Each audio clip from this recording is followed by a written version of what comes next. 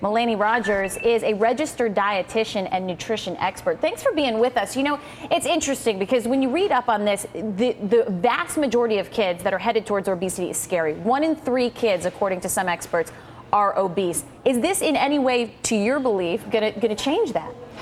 It's hard to say, Lynn, but I do know that in order to spend money on programs and such, unfortunately, you need to do research first to find out where to best spend those funds. That's what I believe is the idea behind the bill. Well, the question is whether or not that research is going to be accurate. Something that was interesting on kidshealth.org is that BMI can actually be misleading. For example, if there's a muscular person, they could have a high BMI without being overweight. And it's especially difficult to interpret during puberty, when kids are experiencing periods of rapid growth, which would fit into this. What do you think about that? Exactly right. I was speaking to a pediatrician before I came in today about this exact article, and she said the same thing, that the problem is the data can be used in a very black and white way. What you need to be able to do is look at the trend for each individual child to get a better indication of whether that child is actually at risk or not.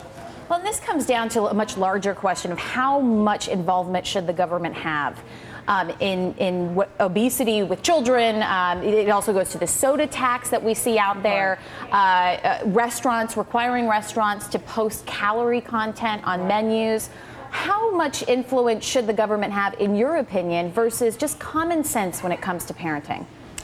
Common sense when it comes to parenting, unfortunately, parents are influenced by what goes on around them, and our current culture seems to be failing in influencing our parents in a way that is helping them to make our kids healthier. I don't think that the government intervention, I think at the end of the day, the government is also paying all of our medical bills. So I think that we do look to the government to try to look at this hugely systemic problem on a national scale.